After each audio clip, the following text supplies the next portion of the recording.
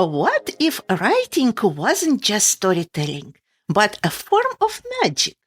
What if authors weren't just creators of characters and worlds, but builders of realities, bending time, space, and imagination itself? In this episode of the Magical Professions podcast, we explore the power of fiction as a magical profession with our guest, Dante Terese, a science fiction writer, screenwriter, gardener of stories, and baker of plot twists. Dante is the author of the Base series, a high-stakes sci-fi trilogy where military scientists race against time and espionage to develop world-changing inventions.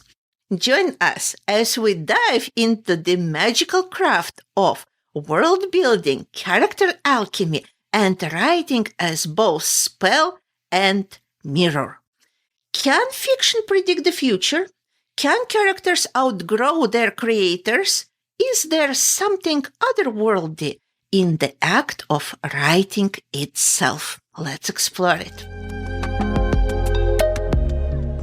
Welcome, Dante. It's a great pleasure to have you on our podcast. Thank you for coming. Thank you also for having me. I really enjoy the podcast of yours that I had tuned into because, you allow us to explore beyond. It used to be that if you were someone who allowed your thoughts to go outside of the lines or explore things that others didn't give full credence to or acceptance to, you were sort of smacked down. It was like, oh, you're not allowed to think about that. These are the rules. Stay within the lines, almost like a coloring book. And what you're doing is you're telling people, open up your minds a bit. Allow yourselves to be like a child and be inquisitive and see what else is out there and just keep an open mind. And I really respect that about what you do because I think it's important that we keep an open mind and that we just realize that we don't know everything. And perhaps if we listen a little harder, we may learn things. Yes, thank you so much for acknowledging that. And that's why I call this creative exploration. We can be creative. Nobody can prohibit us from that. And it's just really, like you said, keeping that mind open. It doesn't mean we believe in things we can choose to do or not to do that, but to have that creativity, and we can apply it in so many other areas of life. I think it's very important. And I feel that the world is changing, that people are becoming more open-minded. And I think that's very important to support people in this movement at this time. And now my question is for you. How did you open your mind and decide to start writing in this field of science fiction? How did that happen for you? I'm a believer in holding on to your imaginative spirit. And you really should never let that part of you die. I think a lot of people sort of equate maturity with stifling imagination. Yeah. And I don't think that equals maturity. Maturity equals like taking responsibility and some other characteristics that you wouldn't have as a child.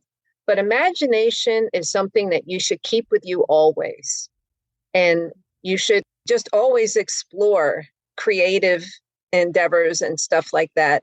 The arts are oxygen, and reading is very important, and not just to stay informed and stuff like that, but also to allow your mind to wander. And when it does wander into these other realms and these creative realms and stuff like that, you're giving it a rest. Because if we are only focusing on hard facts and things like that, you can wear your brain out. You want to give it a chance to explore other realms and other ideas and creative things, because that just helps it wander and it gives it a new type of exercise. It's good for you. I absolutely agree. And the same from scientific perspective, we have several modes of thinking, yes. So one is very focused attention, focused on solving certain problems, thinking about something.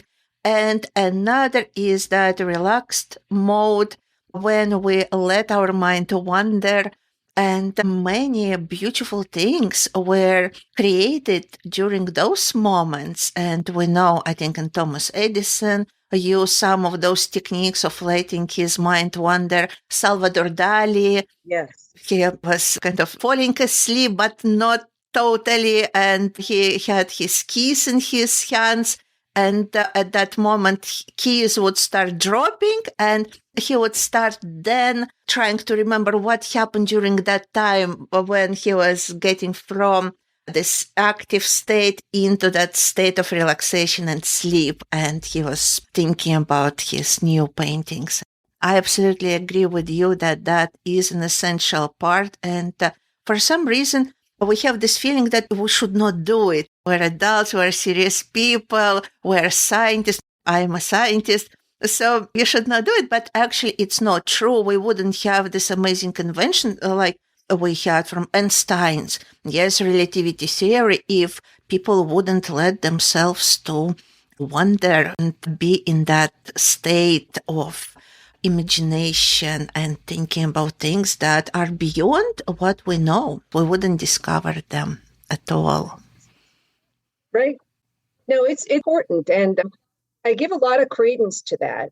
And when I started writing the base series, the science fiction series, there were ideas that I had, and I did a lot of research for the books. I wanted to make sure that they were factually accurate from a scientific standpoint. But it was interesting, these little ideas that I had daydreamed or wondered about. There are scientists around the globe researching some of them. Yeah. And so I thought it's just amazing because I think a lot of science is actually rooted in people being able to allow themselves to explore imagination and ideas like that. And if you can allow yourself to do that, you open the door to discoveries. Mm-hmm. Yeah. And I was really interested in finding out like how many scientists, they may have some crazy dream. They may say, you know, I have this idea, and everyone may think, oh, you're crazy, and why don't you grow up or something like that. But then when it becomes a reality, it's not a joke anymore. I mean, it's real. And it's just because they allowed themselves to explore, experiment, and see if they could make some of their dreams or little ideas come to fruition. Yes, absolutely. I agree with you. And in general, I wonder who is that doesn't allow us. So it's us who don't allow ourselves to dream. There is no somebody who controls and tells us, yes, you should not dream, you should not try thinking outside this realm. But we're imposing this on ourselves, and I wonder, why do we do that? Where is it coming from, this notion that we should be just very logical and focused because we're adults, like you said? What do you think? What are the origins of this limitation that we're imposing on ourselves? Well, I think there is a big emphasis as you get older in conformity. And so if someone isn't conforming, sometimes as children, even, they will bully that person to sort of stay in the groupthink. And so conformity is one thing. And another thing is that if you stand out, like if you excel, sometimes you get bullied for that. And so a lot of people, they just decide to let me lay low, let me not try, let me not say what's going on in my head, and just kind of stifle those ideas. And then I'll take the easy way out. Then no one will say anything bad about me. No one will call me crazy. No one will put down my ideas or my new recipes or something like that if I just keep it all inside. If you don't do anything, you don't give anyone anything to criticize, but then you've done nothing. Yeah. Yeah. So that's a very sad thing. And I think that we need to do something. Yeah. You know, Yeah. Especially we're not alone. There are many people who are letting this imagination fly and then bring new things into this world, new ideas. Maybe, yes, we got bullied. Maybe there were cases like that, but that's just something that already is not here anymore. And maybe we should connect like we're doing right now with like minded people who also are yes, on the same frequency as us. exactly. Well, I think that's important. I mean, I think maybe a lot of people stifling themselves comes from like they don't want to stand out too much. They don't want to attract maybe negative attention or have others criticize them and stuff like that. But I think you need to be brave. You need to accept yourself. Yeah. And if you can accept yourself and if you can do some of the things that you're passionate about without the fear of rejection and things like that, yes, you do open yourself up a bit. But on the other hand, you open yourself up to a lot of good things. Yeah. You can connect with others with the same interests, and you may get praise for some of the things you do. And then it also just feels good to accomplish some of these goals and some of these things that you've always sort of had in your head. It feels good to have a three-dimensional thing that you can hold on to, like this is my book, or to look at something that was a patch of weeds and see flowers coming up in there and say, well, I did that. Yeah. Yeah. That I created this little reality, but it's mine. It's my creation. Yes. So you're being a creator in a way. And one thing that I'm always wondering about that we are very eager to follow other people's ideas. So the ideas that our employer has for us, what our parents might have been telling us, and we want to implement, we want to make them proud, but we are so dismissive of our own ideas, kind of brush them off. And Right. I think really taking the time and courage to implement our ideas in this real world is very plausible. So I think that's very important to do this because it's a respect to our own self, to our own ideas and possibility to create something that only we can create because it's very unique. It's ours. Yes. What do you think about that? I think it's important because we do need to not just, I mean, in the old days, they used to say you need that people had sometimes a hobby. And the word hobby was sort of used in a dismissive way, which was that you have some outside pursuit outside of your work, your family, your church, things like that. That then they just sort of lumped it into the category of your hobby. But your hobbies are important. Your outside projects and endeavors and things like that that you are trying to get yourself good at and learn new skills and things like that. These are important things. They're not just, oh, it's just a hobby. I mean, it's an important thing. And some people are really, really good at these side projects. Some people call it a gig now or whatever, but it keeps the mind and body and soul alive. It's excellent for mental health. And Mhm. we're at a point now in history where there's record amounts of people who really need help and support with mental health. And so these things that we used to sort of shelve on the side and call, oh, that's just a hobby or whatever, they're important. They're more important than people give them credence for. Yeah, I agree. And how did this imagination journey start for you? Maybe you can give us a glimpse into your past. We can do some time travel, yes, into the past. Right. When did it start? And how did it start? I think I have just always been very curious. And I've always kind of sought out answers for even like the most trivial little things. And the base series, that all started out like there is a bug, an insect that is on all 7 continents. And they have different names for it everywhere in the world.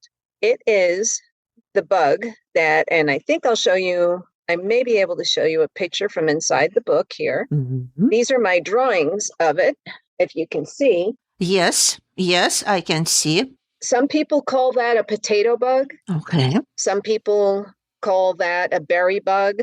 It is the bug that looks like a tiny little beetle, but when you tap it, it turns into a ball and it can roll away.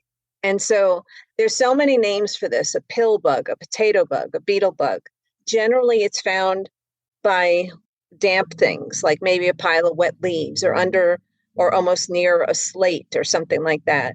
And I was always just very fascinated by that we live in a world with a creation with that much complexity at such a tiny scale. And so when I wrote about the base series, it is about military scientists, and they're stationed at top secret, the very, very most top secret military base in the world. And they are the best of the best. And they're very, very obsessed about their little specialized area of knowledge. So I started first with that little bug. And the gentleman you see in the middle of this book cover, he's got on a scientific lab coat. Mm-hmm. He's an actor, actually, Dennis Liverani, and he is portraying one of the characters in the base, the Bugman. And he is a military entomologist. And so his expertise is in insects, in bugs. And so what he does is he designs like military equipment and stuff based on the anatomy and some of the other attributes of insects. So, I mean, it doesn't take a lot of imagination to look at some of the things that the military has. Like, let's say, for example, a helicopter. It does have some attributes that are similar to a dragonfly. And there's many other examples in that the military has. Like when you look at tanks and you look at those rotating things at the bottom that propel them forward and some of the other things, there's attributes there. So the idea of having a bunch of scientists with different areas of expertise come together to create a new device for the military that has to meet specific criteria like temperatures and that it can withstand water and other conditions, because those are the conditions they would face in the battlefield. The idea of having a bunch of scientists pool their collective knowledge together to create a new invention, I thought that was really cool. And it is probably how it works in the military research labs, that you get a bunch of scientists together and they make something. But while they're trying to make that thing and they're perfecting it, mm-hmm. in the book, there's a bunch of spies and thieves that are trying to steal it. Yes, of course. There should be something going on. Yeah. Yes. Yeah, that's amazing. And in fact, yes, many of technologies were developed based on what we know about animals, about insects.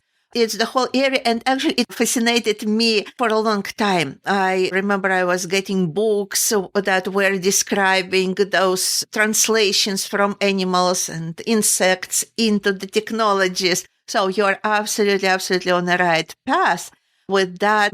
Why not? Why not to have this laboratory somewhere in the world? Who knows? That focuses just on that and is developing this weaponry of that. That's an amazing plot and an amazing idea.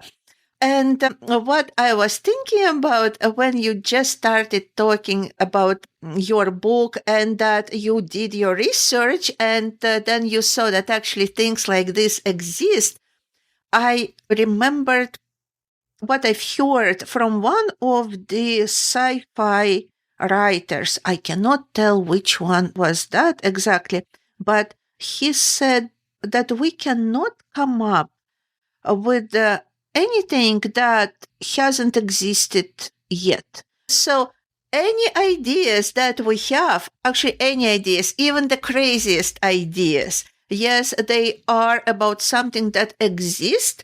And I started thinking about this, maybe exist, but not at this particular time, but maybe it exists somewhere in the future, we start thinking that there might be alternative timelines and maybe they're kind of parallel and whatnot, but that the human mind always has some ideas that are in existence. What do you think about this? Especially you already have this experience where you came up with an idea and then you saw that, there is something like this going on.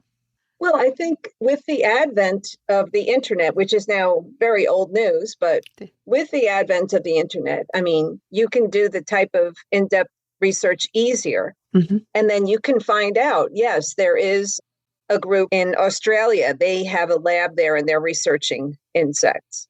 And you can find out what's happening in a research lab in like Colombia. Mm-hmm. And it's just amazing that there's a lot of people around the world who do think alike and who are noticing different things. And it's not just the attributes of insects either. I mean, that's why we have people around the world coming up with different solutions and stuff for, like, say, cancer and things like that, that you have so many of these great minds that are coming to different conclusions.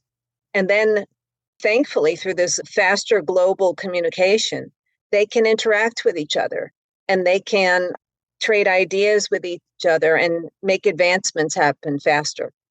What do you think about the generation of ideas? Where those ideas are coming from? Well, I think sometimes it's from people who are brave enough not to squash them in their heads and not to conform and not to sort of obey what messages they get either internally or externally, to just conform and don't make any waves, otherwise someone's going to kick you down or whatever. That's part of where it comes from. But then also, we have ways now to connect with each other. We can reach out to others, just like you and I are right now, that are worlds away from us and that have things in common. And then we'll either work together or realize that I'm not alone. There are other people that are exploring different avenues of research and have other ideas and are just constantly reaching out and learning. And I would like to explore it further from the idea conception into the actual realization. It's like creating that your own new reality from initial concept until it's a physically embodied product that you've created. So how did it work for you? What was the next stage for you after you developed that idea? Well, it's such a blessing to have some little project that you're tooling with that you can come home to after a day at work. And just after a day of being out in the real world and being in reality and doing all the things that we need to do, it's such a blessing just to have this like tiny little universe that you can not just create, but also make more elaborate and flesh out into three-dimensional thing. Because in a lot of ways, it's a refuge. Like last winter was like a really rough winter. And a lot of people around here get depressed when that happens because you can't really get out and you can't really interact and stuff like that. So if you have the ability to just zone in on this little universe that you're creating and get really involved with the characters and flesh them out and enjoy their interactions and stuff. I mean, especially villains. Villains are fun. I read that Darth Vader is like the most popular movie character and best known of all time. I mean, villains are just fun, and making villains and tinkering around with them, that's fun.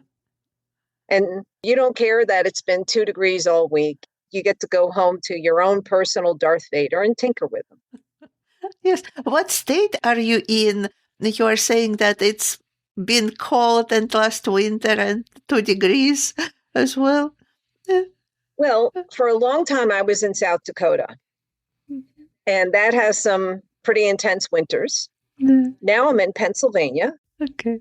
Our winters, it can get pretty bad, but it's not like South Dakota where the snow's over your head. Mm-hmm. But we have some pretty intense wind and chill factors and then cold just dreary weather, clouds all the time and stuff. Mm-hmm. So coming home to a villain, that's a lot of fun. And then a lot of us writers, we don't like to admit this, but I mean, actually killing people's fun. No, just kidding. I mean, but in your books, when someone needs to go, when you show them the door, whether it's by killing them or having them disappear or whatever, I mean, that's fun.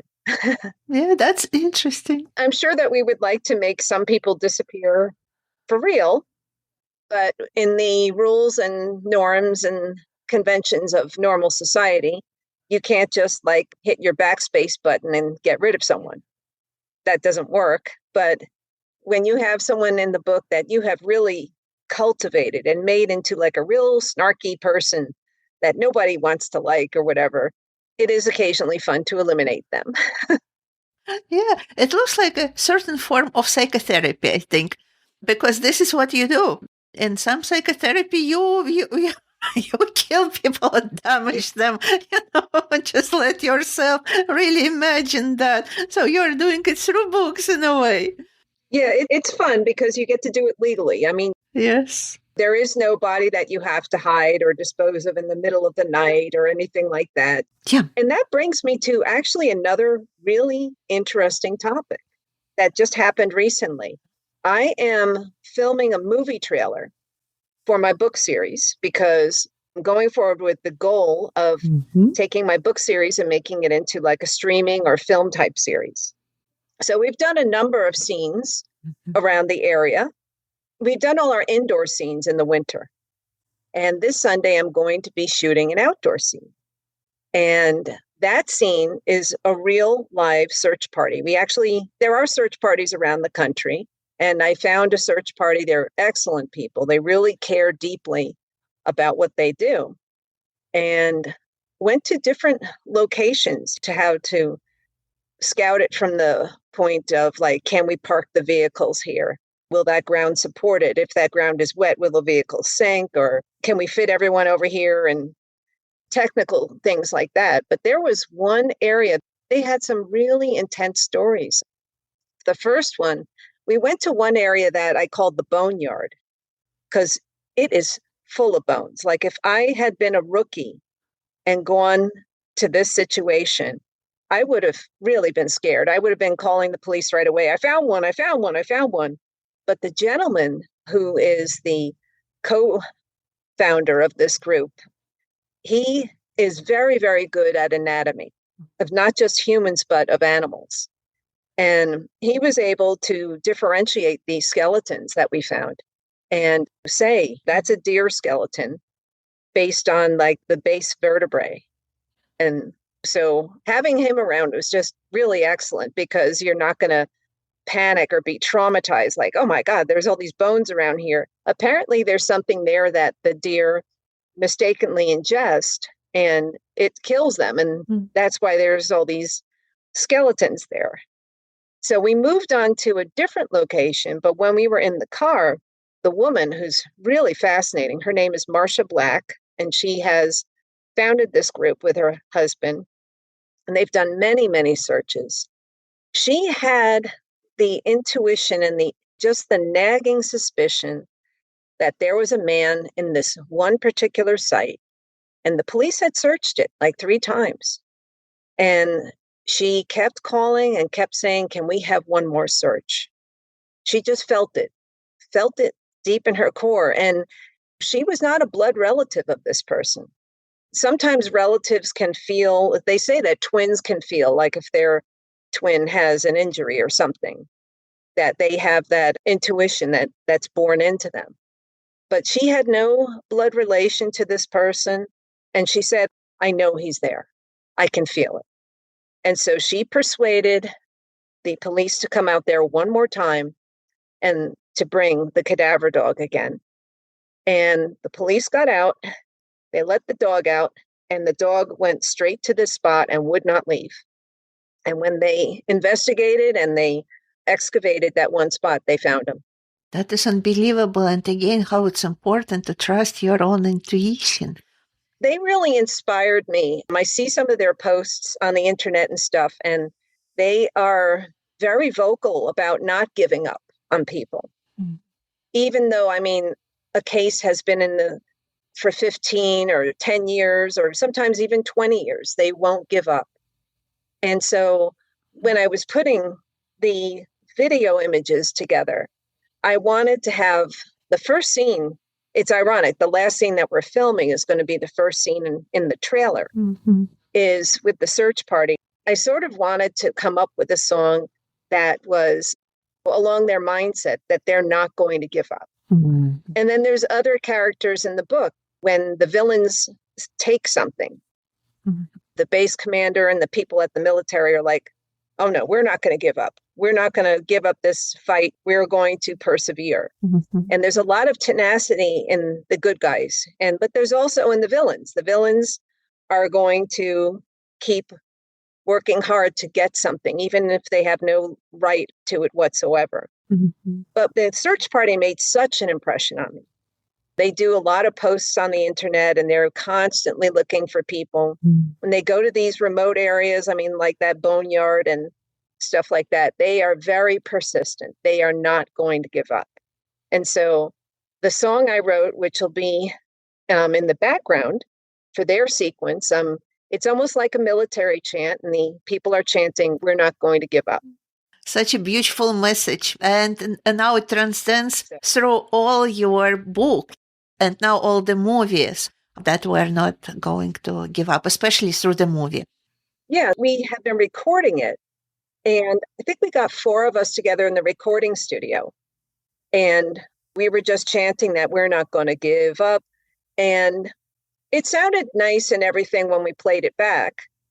But when we went to shoot a gym scene, there's a character in the upcoming book 3, which is the 3rd of the trilogy. And it's this character, Becca, that is being portrayed by this actress, Caroline Sears.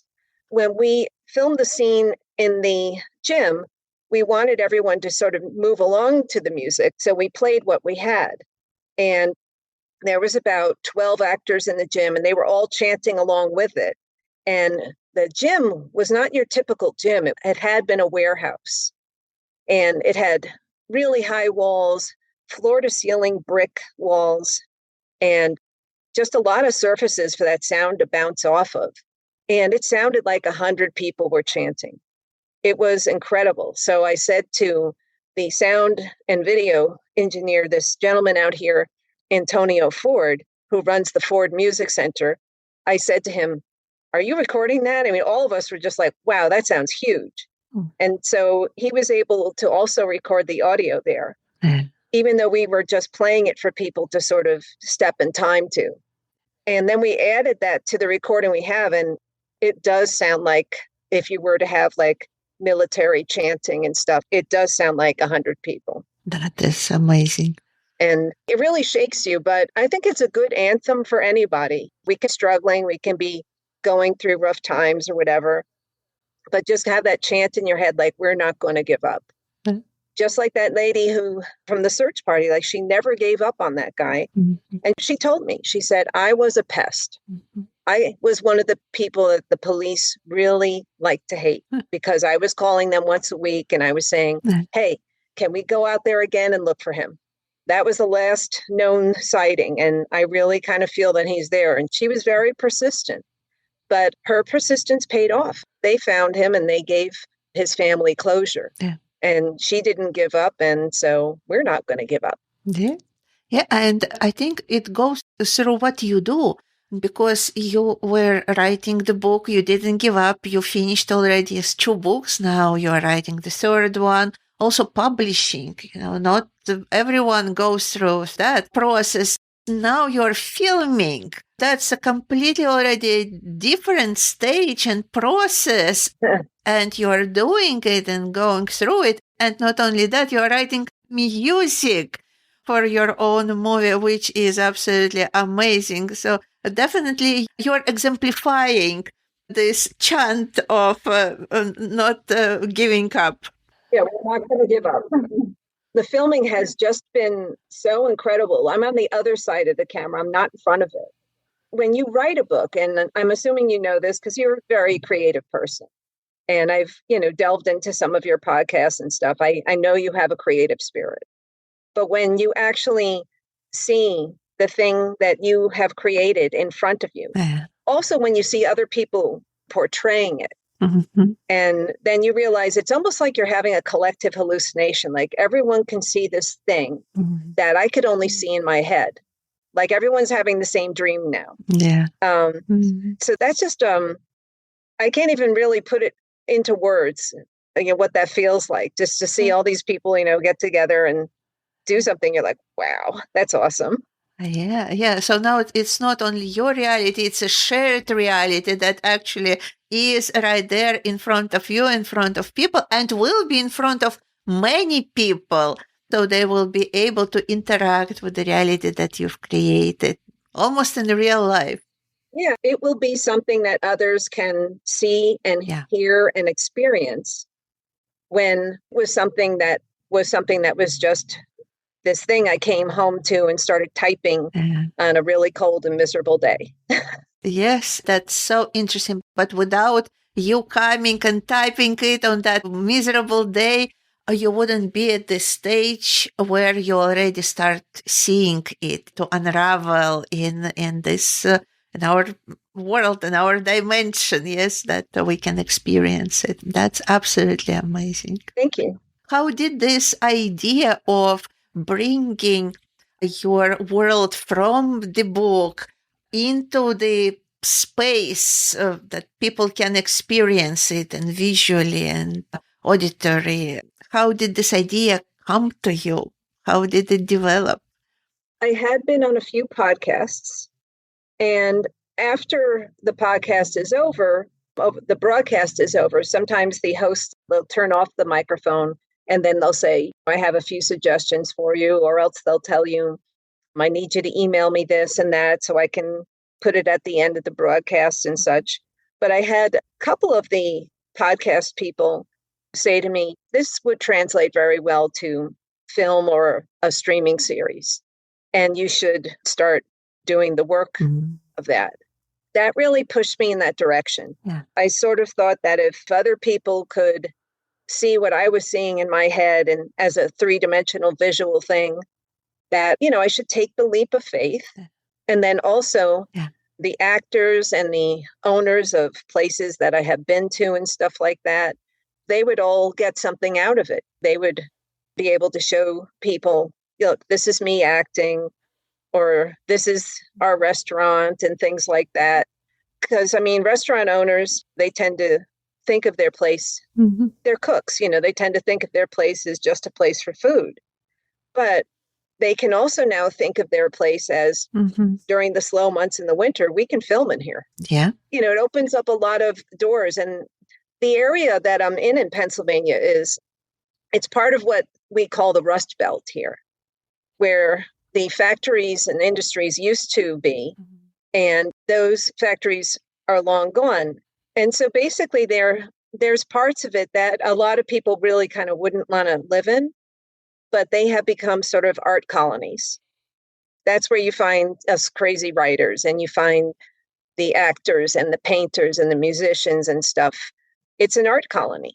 And so it's wonderful to interact with those people and to reimagine these spaces, like that old abandoned building, like that would be a great movie set. And just bring more life into the area that a lot of people have sort of discounted and said, oh, that place is gone. Depends on how you look at it. It's thriving here for us art people. Yeah, and this is what imagination does for us. It allows us to find new ways of looking at things, interacting with things, using them in a different way. So something that has been abandoned and already is almost rotten or something, but we can think, okay, how else we can use it? We're giving new life to things in a way. Yeah? Well, I think it's important because decay is a part of life, but it doesn't have to be accepted. You can look at something and you could say, oh, that place is gone. There's certain things that are going to decay, but you can choose to let them decay, or you can choose to rejuvenate them. There are some things that you can intercede in. Like when my cat was 19, I couldn't rejuvenate her. That's just a sad fact of life. I mean, but you can take an old garden and go out there and really do some work on it and rejuvenate it, see new things coming and new things happening there and stuff. And you see that every spring. There's possibilities out there. And if you're willing to do some work, you'll reap the rewards of it. Yes, absolutely. I agree with you. And in that regard, also, even with the cat, it passes away. We cannot do anything in the physical realm, but we can incorporate the memory of the cat in our book. It can become our guardian angel, somebody that connects us with our realms and whatnot, part of our fiction book. So it's all about imagination in a way. Yeah, absolutely. Like nothing is ever gone permanently if we don't keep a piece of that person or thing or place alive. Mm-hmm. And that goes for just so many things. Like there are recipes that aren't like popular anymore. Yeah. But you can revive them on holidays and things like that and just keep traditions and a lot of things alive. Alive or giving them a new life. Yes, absolutely. I agree. And there are so many things that are being dismissed just because we're in certain culture, at certain historical time, and giving those things a new life. I think it really enriches the environment, the world that we live in. It brings new colors of something forgotten, but now we bring it in a new and different, revived way. Mm-hmm. Yes, beautiful. And I want to get back to the topic of villains because you really emphasized it and it looks like you're passionate about the topic. Yes. Why do you think we need villains in our life? Because we see villains everywhere through whole history, in all myths, legends, movies. There is no plot without a villain. Why do we need them? Well, I think part of the function of a villain is to give you like a compare and contrast. You can't really define something or someone as good without an example of the opposite. And so, so the villains exist to sort of help you define that. And the villains also set like boundaries and set concrete examples of what not to do. The hard part in writing a villain is to write about someone who may have a lot of material success, a lot of wealth, and they may have accrued a lot of the rewards that we would think should go to a good person, but you don't want to glorify the villain. So you have to sort of walk sort of a tightrope with that. You don't want to say, wow, this person is successful, because to a lot of people, successful means monetary success and having a lot of possessions and things like that. Whereas to other people that I would call my favorite people, the good people, success means, wow, my organization like helped 100 needy families today. And, you know, I know this great lady in this area, Mary Maxborn, and she runs around giving teddy bears to kids in the community, teddy bears and books to children in need and stuff. And she's just the teddy bear lady. And I think it's just a wonderful thing that she runs around lifting spirits. I mean, if she hit the lottery tomorrow, she would not buy a huge house and a yacht and get a facelift and all these other things like that. She would go out and buy some more teddy bears so she can give them away. Her currency is different. And I like that. And so when you're writing about villains, you have to be careful, like, because a lot of villains are successful in a lot of ways, but you don't want to glorify their success. You want to still sort of make it apparent that this person is not someone to be emulated.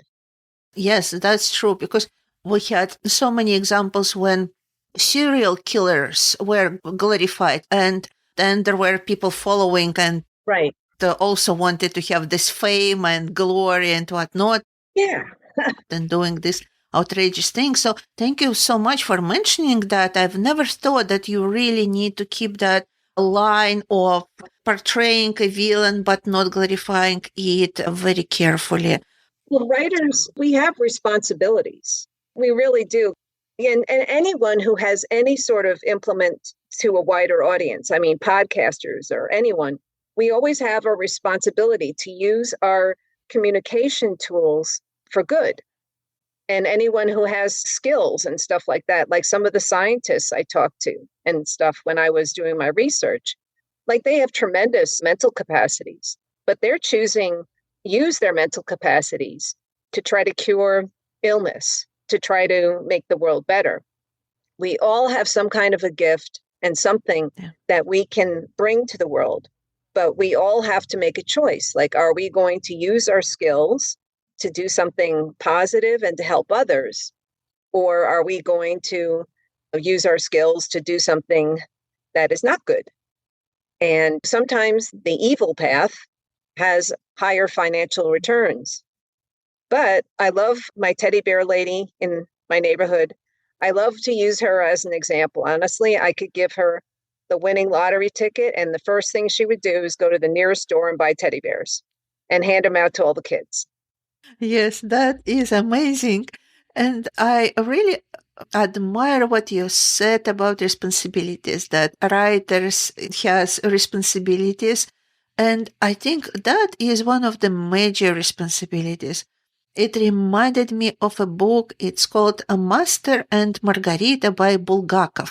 In this book, it portrays a Soviet era.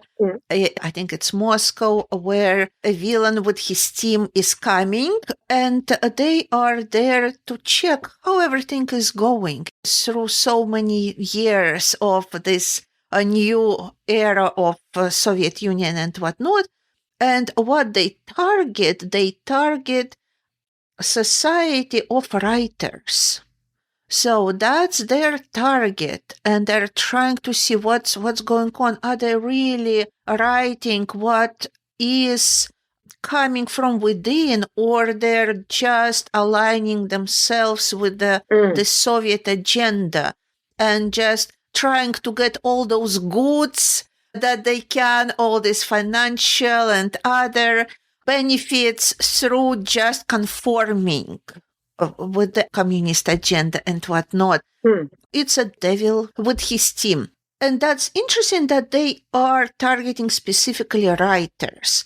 And this is exactly because that as writers, people has this tremendous responsibility to bring the real world that is true to their beliefs, to something that can ignite other people, ignite their imagination, ignite their thought, and not to be dependent on politics, some agenda that is just being imposed on people and whatnot. Thank you for reminding about that. Yeah, well, that you see examples of this all around you. Like sometimes they caught someone in a supermarket and he had a cleverly disguised baby carriage and he was stealing things. So very smart man, very intelligent way he had rigged up that baby carriage. But if he had used his intelligence in a positive way or at a workplace or stuff, he wouldn't be getting like these random amounts of income here and there. It would be more regular and he could advance.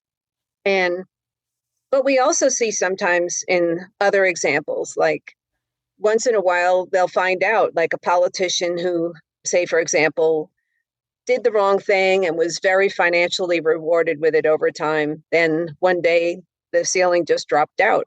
They get exposed or it doesn't work or people are tired of him and they want the new flavor. Things do have a way of working out. And sometimes we have to just keep the faith and just stay on the right path. You may see others around you that really look like they're benefiting from doing things differently and stuff like that. But you have to follow your mind. You have to follow your convictions. That's what the heroes in the book series, the base, do. They use their talents and they use their time to create this device to protect humankind and protect their country and everything like that. And they stay the course. They do see the spies have a lot more wealth and a lot more things than they have. But the spies are also, with their actions and behavior, going to compromise everyone's security. And so they're just not going to do that. They're not going to do something for a short-term financial gain that could impact them negatively later down the future, not just them, their families, their neighbors, their loved ones. So they take the right path. So there's an undercurrent of good and evil in the book. And of course, we know we have villains, and villains are evil, and they're fun, but it does serve a purpose. Yes, and this is exactly what I was just thinking, that it serves the purpose, that villains are helping us to see, are we truly staying on our course? Are we true to what we're doing? Are we willing to go through with our beliefs, with what we do despite things? Yes, and maybe possibilities to get, more financial rewards, to get certain other benefits, to get famous and whatnot, because this is what villains are kind of compelling us. But they're doing it just because I think it's their function to help us to really become certain about what we do, to become stronger in what we do. So they're our friends in a way, because they're just helping us to really become very, very clear about our path. Yeah. What do you think about this function of villains? Well, dysfunctional villains are a lot of fun too. There's examples of like the mad scientists and things like that, especially like in the Frankenstein series. You have some villains that are just a little bit bonkers, and that can be really good. But I have to say that I do agree with you, like the glorifying of the serial killers. Like I was looking for a deck of cards, and I found that they actually have a deck of cards that has a bunch of serial killers on it, and people collect that. And I don't want to put my money into something that is going to benefit that. So I made a choice not to. And I got a plain old deck of cards. No regrets. I was really surprised to see that. I understand there's books written on them. I understand that there was one famous serial killer in this country that apparently painted pictures of clowns. And people are now buying his paintings, which I wouldn't do, even if I really liked the picture. But I never expected to see a deck of cards immortalizing them. But I mean, just not my thing, so I didn't contribute to it. Yes, I absolutely agree with that. I would like to talk a little bit about the process that you have writing books, because it was so interesting. I had this story that on accident I received the whole package of books. I've never ordered it, but I received it and it was addressed to me, so I opened it and I see this book that I never knew about. And in this book, the author of the book describes in a way how she writes books. So, for example, she is flying on a plane and she hears some conversation going on. And she writes what was said, who was there, and she kind of is observing people around and writing this in her notebook. And then she is bringing those stories, weaving them into the plot here and there, and she creates those books. So, of course, I figured out and I sent it away to whom it belonged. It was a company, just on accident sent it to me instead of other people. But I still remember that glimpse into somebody's writing. So how do you approach the process of writing? Where do you get all the plots and characters and whatnot? Well, someone said to me once that there's kind of two types of writers, that there's the people that are character driven. And then from the process of creating a few characters, then they sort of pit the characters against each other and around each other. And then a plot evolves and a story evolves with that. But then there's the second type of writers, he said, are plot driven. Those are people that already have sort of a formula of what's going to happen. Mm-hmm. And then they have to come up with the characters to make those things happen. I think that I am more character driven. Like I will notice, like I noticed that bug, and then I said, that is such a complex and such a tiny creature. And I did some research on the bug. I found out it's all over the world. And so from that, I have the bug scientist, and then I have the other scientists, and then you're going to have to pit them against something. So we're going to pit them against the villains. And then you have to have the villains have an arsenal of attributes and characteristics and stuff that they can tangle with and stuff. And then from that comes the plot and all the other things. It just evolved. It got so crazy. I'd wake up at 2 a.m. and then be typing something down because I didn't want to lose an idea. I'm like that. Yes. That's what I think I am. I think I'm one of the character-driven writers that I'll write. Once I'll form those characters and then I'll make them interact, and then it will spiral out of control. Yes, and when the ideas are coming from, you just noted that sometimes you might dream about the idea or about the character. How else do you get this information that you implement in your books? Let me see. Some of it is because it is a science fiction thing. There were lots of research involved because I couldn't make something happen and then not be factually accurate about it. So I had to do a lot of research to be able to show that this could be the outcome of that situation and that this was plausible. So it's a combination of imagination and a lot of research to make sure that at least the science part of the fiction is plausible, not just plausible, but then also partially feasible, like it could be something that could eventually happen. And the attributes of the invention that they're making, some of those attributes are things that are really worthwhile, that if they did come to fruition and if they were completed, they would help a lot of people. And so I don't want to spoil the whole thing, but the actor over here, his name is Doug Petrick, and he is portraying the scientist Cullen.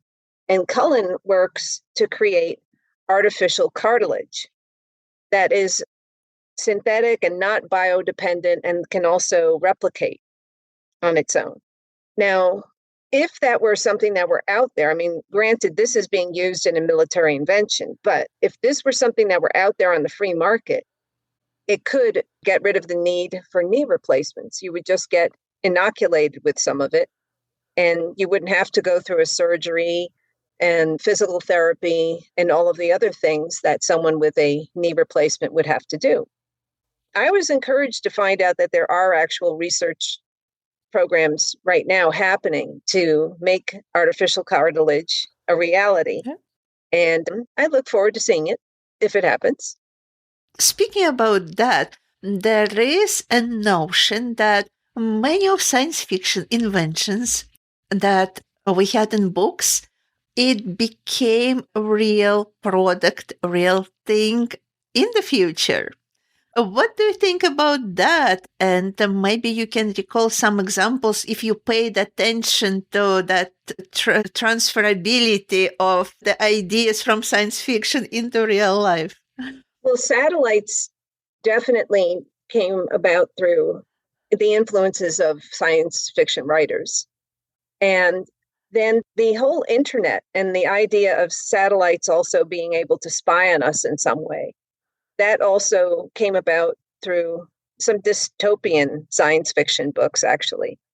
And so it's not a stretch, to think that, science sometimes imitates art or vice versa, because it happens. And it's possible that I think science fiction writers are opening this window of imagination, that maybe this is something that was missing for people, hardcore scientists that, like you said, don't allow themselves to really think creatively, but they have all the possibilities to implement those new ideas. So it's just that little spark that is needed to ignite this new work and create something that wasn't available before. It's very exciting because I think the people in the creative side, and science is creative, it is an art form, but the people that are on the fringe of the created side, us writers who are strictly writing about imaginary worlds and stuff like that, we can validate some of the ideas that a real scientist has and just give them the impetus to push forward. Like if this other person across the globe who is writing a fiction book with this idea in mind, if they can see what I can see, then let's make it real. And why science fiction? Why did you get interested specifically in science fiction, not in any other genre, creating different realities, different type of worlds? Why science fiction for you?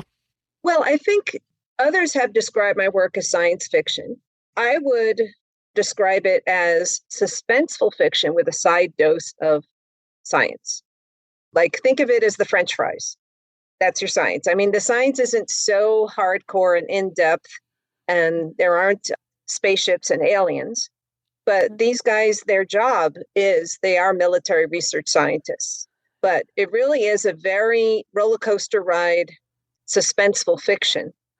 Yeah. And yeah, I do world building as authors do. You're sort of taken into their little universe, but it's not like another galaxy universe. It's happening on this planet, and you can imagine some of the characters and some of the things that they encounter. And what type of work motivates you? What type of books in suspenseful fiction or in science fiction? What inspires you? I spend so much time in biography and autobiography, and I find other people's real world experiences and stuff from completely different points of view in different places and times in history. That's dominantly what I read. I also read a lot of topical things, like I read news and things like that. But as far as books are concerned, biographies are really an eye opener. There's some people our world has sort of reduced to like two sentences, like Rosa Parks. And everyone said like she was famous for being the lady who sat in the front of the bus and didn't move. But when you read her autobiography and she tells you about her whole life, I mean, there is just so much more to her than that. And to set the record straight, like she was sitting in the middle of the bus when the bus driver told her to move when they got a lot of white passengers. And she is a civil rights icon here, as I'm sure you know. But I mean, her life was just sort of boiled down to one sentence. A lot of people, they're sort of just known for like one little thing, like one sentence or even half a sentence. And when you read their autobiographies or biographies, you get the whole picture of their lives and all of the different things that they were involved in and they experienced. And it's pretty intense. What those autobiographies mean to you? Why it attracts you so much to investigate them, to read about those people and their lives? Well, I think one of the best autobiographies and favorite books of mine is Jimmy Carter's book.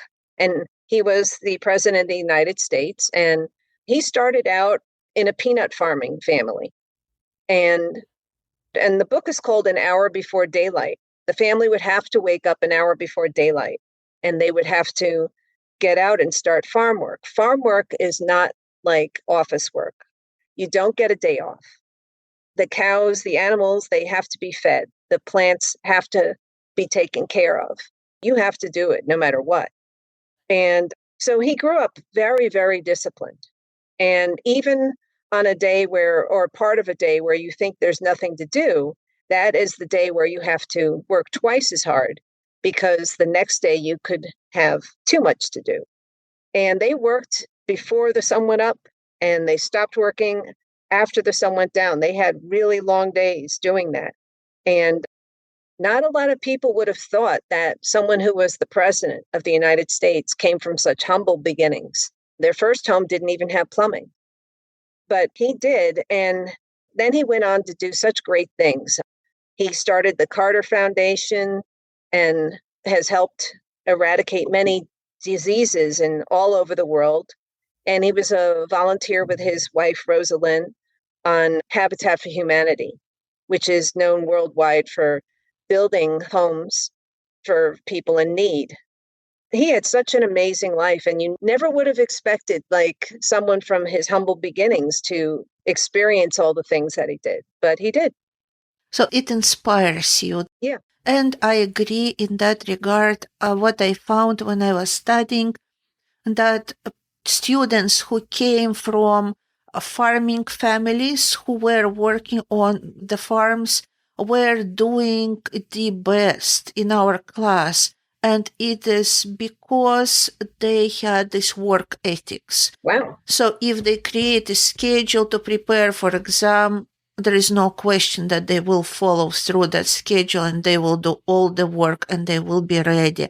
They have that discipline and this ability to work as much as it's needed to get the work done and to accomplish the goal.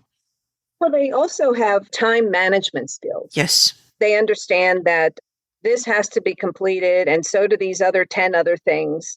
And so they find ways to innovate and learn how to do something in less time because they know that they have like 9 other things waiting in sequence that need to be done. And so they're very good at figuring out new ways to do things and sort of engineering solutions to making things more efficient and working together more efficiently because they have to. And speaking about engineering solutions and autobiographies, of what it reminded me about Elon Musk. Of course, right now there is political agenda attached to that, so I don't want to touch that. But he is an engineer, and also what is relevant to the science fiction, I think that he created this company Neuralink of connecting the brain and the computers, that we can control different devices by the use of our brain, which is actually my specialty as a scientist. That's why I know about this a lot. But he was asked many times, so what books do you read? What do you recommend? What really inspires you and motivates you and gives the ideas? And this is exactly what he said, autobiographies and biographies of people, of presidents, people who succeeded, inventors, engineers, political figures, various biographies, but this is what he recommends. And now I understand better also his take on it. Yeah, there's a college out here in the Pittsburgh area. They're not affiliated at all with Mr. Musk. And going back, I would say at least 5 years, maybe even 10 years ago, they started to look at the connection between the neurons and the computers and getting them to mesh and perform things, perform tasks. So I remember seeing a demonstration out there where they had these students try to get someone to just on mental command, make that bowling ball that they saw on a video screen veer to the left or veer to the right. Yeah. And they were able to do that. And they can read those things, those impulses in the brain, and then apply that to the screen and stuff. So there were other things that they did. They probably have advanced that much, much more now. Yes, one of the strongest teams of building those interfaces in research settings right now, it is University of Pittsburgh. Yes, that's where it was. Yeah. Yeah, and after that they had robotic hands where people who were paralyzed, knocked down, they were able to actually feed themselves by using simply brain activity and manipulating the robotic hand. Yeah, I remember seeing that. And the robotic hand thing, I did extensive research on that because I have a character in the base series which had done a lot of research in making robotic hands. Yeah. I did a lot of research on that too because I was just fascinated by the things that these things could do. And they have evolved so much. Mm-hmm. There's a lot of really dynamic research happening in that area. So I'm fortunate that I'm living in Pennsylvania because the media out here, once in a while when those schools come up with something, the local media will cover it. Yeah. So I get to see the new innovations that these people and the improvements that they have made in these discoveries and inventions. It's great. Yes, absolutely. And if you need any expertise or any questions, you can always talk to me. And also, maybe this would be helpful. I have a podcast. It's called Neurocareers, Doing the Impossible. So it's about all people who are pursuing or want to pursue a career in neuroscience and neurotechnologies. Specifically, those neurotechnologies, brain-computer interfaces, connection between the brain and the computers. We have over 100, episode 108 already, and specifically there are episodes about speech decoding, so neuroprosthesis for speech, people who cannot speak, it's possible to decode information already directly from the brain using extensive language AI models and type, and actually now even transfer it to already vocal language. It's possible to vocalize using the wedding recordings when the person still was able to speak. They're extracting this information, training the AI to speak like they were speaking. And then when they're decoding this information, they're outputting this speech as their own language. It sounds like they would be speaking. Yeah, I did research also in that area because the book goes through a couple of different scientists and their disciplines. And they keep adding in scientists and then adding in tasks and things that they have to invent and stuff. So anyways, I did have to do research on scientists who had some of that discipline, not just in the speech, but also the facial mannerisms. And it is very interesting because I had to study twins. And twins are really interesting because you can even separate them at birth and they will have some of, because the vocal cords and stuff are, the genetic makeup is identical, and I'm talking identical twins here. You will have a lot of similarities in the voice and inflection, but I mean, there are environmental factors that could change that. But they will have a lot of speech patterns and other attributes to their verbal communication, which are also identical. And then the mannerisms that they have, like when they're going, wow, and things like that, which are also identical. So they had to, I won't give the whole surprise away, but I had to have the scientists replicate a mask using a twin to make a perpetrator believe that he was talking to the other twin. And so the mask was able to replicate some of the mannerisms, and then the speaker was able to convey some of the same speech patterns. So it was believable enough to that person that he was talking to the bad twin, and he was going to give the bad twin something that he had stolen. Yeah. But in reality, they found the good twin, and they were able to use that person as a model to generate the bad twin.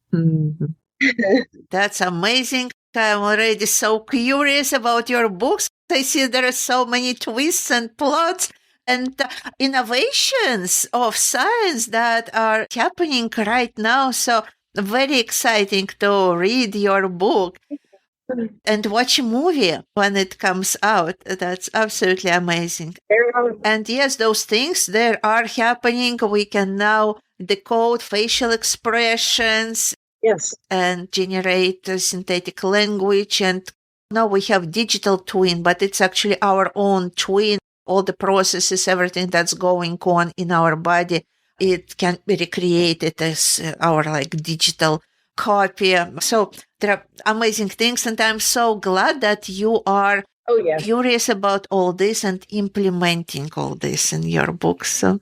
Yeah, the thing is that we writers and we scientists and everyone, we just have to, like we started off this conversation, we have to keep an open mind. We have to reach out and just not be afraid of being rejected or made fun of everything. We have to reach out and see what is out there and really explore it and not be afraid of exploring. Yes. I think the research, especially during some of the really dreary months here, was such a gift being able to see the possibilities and the other things that people were really looking into. And it wasn't just from a military standpoint that these people are doing that. Imagine how many stroke victims can benefit from having their speech returned and having, just in general, the dignity of their own independence being returned to them because of brave people who were just willing to challenge the norms and sort of look out and say, hey, you know what, I think this could work. Let's try it. Yeah, absolutely. And for those listeners who are on this path and they have the idea and they might want to give this idea a life, a new life, what would be your recommendation? How to start writing? At whatever stage you are, you can provide our listeners with advice from that perspective. What I would tell people is that aim high. Like, don't just put something out and have it be junk. If you want to play in the real arena and be taken seriously, you are going to have to be as good as like your favorite book. And so you're going to have to fight with your manuscript. You're going to have to admit some days that I can't believe I thought that that was good. I need to fix that. I need to make it better. That's what takes it a step above being just something that you play around with once in a while. Like I play around on a bass or something like that. That's fun, but I'm not a bassist. You know, I wouldn't go out in front of an audience like 7 nights a week doing that. But as far as the writing is concerned, it's a daily discipline. And I fight with myself on it. I look at a sentence and I say, is that good enough? I mean, the sentence before I used the same word. And so you don't want to have that word just keep showing up all the time. I mean, you need to expand your vocabulary. You need to not start every sentence off with the word the. You need to improve yourself. That's what I would tell someone, to try to be as good as what you think is good and to be as good as what you think is your favorite. And I don't say that to intimidate people or anything. I just say that to people to, you know, aim higher, reach higher, and see what you're capable of, see your potential, and you'll be surprised. Do you recommend any courses anywhere to learn, writing classes, anything like that? Or it's more just really tuning into your highest example that you have for yourself and thinking, okay, how can I achieve that? Well, I mean, I know a lot of people who belong to writing groups and they swear by it. And for someone like me, I think I spend more of my time reading other people's stuff. That's where I take that leftover time. I make sure I have time to read every day and read other people's things and stuff. And that is where I get my brain exercise. That's the most effective use of my time. But I think you have to read or write something every day. And writing groups, they help others, and connecting with other authors. I've connected with a few and talking about the creative process. I do that in podcasts and stuff. That's always interesting. You can feel validated. I mean, when you talk about, like, if you're a creative person, you have at least 3 unfinished projects around your place. You can probably relate to that because you're a creative person. You've got to have at least 3 things that you aren't finished with yet. And we have those things in common, and it's part of the way we're wired. Thank you so much. Where can our listeners and viewers find your books? Okay, on Amazon or on my website, I am Dante, Dante, Terese is the last name. And that is also the name that's on my website, DanteTerese.com. The Amazon links are there. That's where people can go. And I hope they do. I hope they enjoy it. There are audio recordings of the books as well. And the actor who did them is amazing. I just find it incredible that this guy can portray 8 different voices and remember them all and have them pop up and down like that. I mean, just amazing. So I hope people will visit and stay in touch with me. Check into the website and let me know what you think about things and stuff. I mean, I love being in touch with people and talking to that whole community. And the videos will show up on the website, but also on YouTube. And on YouTube, the YouTube channel is the title of the books series, which is The Base. And those are the books that we were discussing today. The Base Book 1, The Base Book 2, and Okay. I am working on Book 3. It is a trilogy, folks, and it is happening in film very soon, we hope. We're working on it. Now, that is amazing. Thank you. Thank you. Thank you very much, Dante. I'm looking forward to the third book and to the movie. Hopefully, we will see each other again. Thank you. And we will follow up on that. And I definitely recommend to all our listeners to read because it's really exciting. As a scientist now, I am so excited about these books. I want to read all of them. So thank you very much, Dante. Is there anything else you would like to share with our listeners as we're ending our podcast? Maybe there was something I didn't ask, but you still want to share it. I would really tell people to just really investigate things and trust your instincts. And there's a lot going on now. There's all kinds of things happening in the news and stuff. And AI is really sort of coming everywhere now. It used to be something that was hidden, but now you'll ask Google a question and the AI will answer it. It'll be like, what are you talking about? Yeah. Where's my thesaurus? Or we're living in a very rapidly changing world. Yes. I think the previous generations, like my grandmother's generation, the world changed. And it did change a lot, but not as rapidly. Yeah. The changes that we are experiencing are very, very rapid. So I think to have the agility and flexibility to move forward with all of those changes, you have to keep your mind sharp, have one foot in the science world, don't be afraid of it, and just be inquisitive and just go with the flow. Yes. Thank you so much. Dante, we wish you all the best. And can I have one more question? I wanted to ask you, what do you think about the AI and writing? Do you still write everything yourself or you are using AI in one or another capacity? And where do you see the function capabilities of AI and its integration into the writing process? Okay, for my own self, I write my books and I do not let AI write it. But I will tell you an interesting story. Periodically, I help out some other authors. I helped another author in town here put his most recent book on Amazon, and I taught him how to do that and everything. And he's a school teacher, and he teaches fairly young kids. I mean, they're not even in junior high school yet, so figure under the age of 12, okay? And he was telling me that a lot of the children are turning in their homework assignments that are written by AI. Okay. And that the parents and the teachers have apps now where they will scan their homework to see if AI wrote it.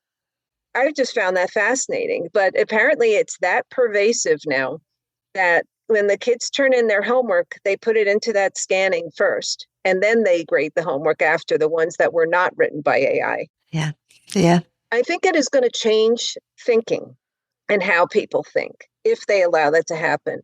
Mm. And I think that we need to think. Mm. We can't allow ourselves to sort of become lazy and have the devices do the thinking for us after a while, because we will, as someone who works in neurobiology and stuff like that would understand, when you utilize the different parts of your brain, you are keeping all of those communications and neurons and pathways connected. And like anything else, if you're not using all of your muscles, they atrophy. And so if people get overly dependent on the technology and allow it to think for them, then your thinking starts to atrophy. And I don't know what will happen with that. But in my case, I'm too inquisitive to let it happen. I just think about thinking, if that makes sense. Yes, and maybe that's a story for another science fiction book. What happens if people become too dependent on AIs? I think it's a big topic right now. But thank you so much, Dante. It's been a great pleasure. I appreciate our conversation. Me too. Okay, thank you. Thank you. I really appreciate you having me on. And it was really a pleasure to talk with someone who's so intelligent and who's willing to think and explore other things and have an open mind about ideas.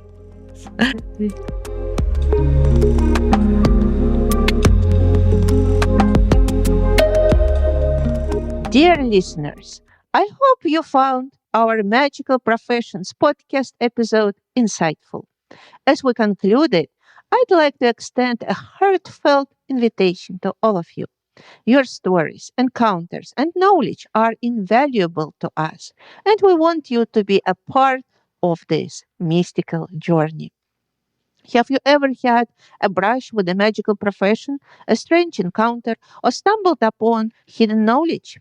Do you possess ancient scrolls, widespread tales, or first hand experiences that you believe belong in the spotlight? Are you aware of a sci fi or fantasy book or a movie with magical professionals in it? We want to hear from you. At Magical Professions, we cherish the power of collective wisdom and the magic of shared experiences. So don't be shy. Reach out to us with your stories, sources, or any information about magical professions you would like to share. You can connect with us via email at magicalprofessions@gmail.com or through our social media channels. Your contribution could become the heart of a future episode, and together we'll weave an even richer tapestry of wonder.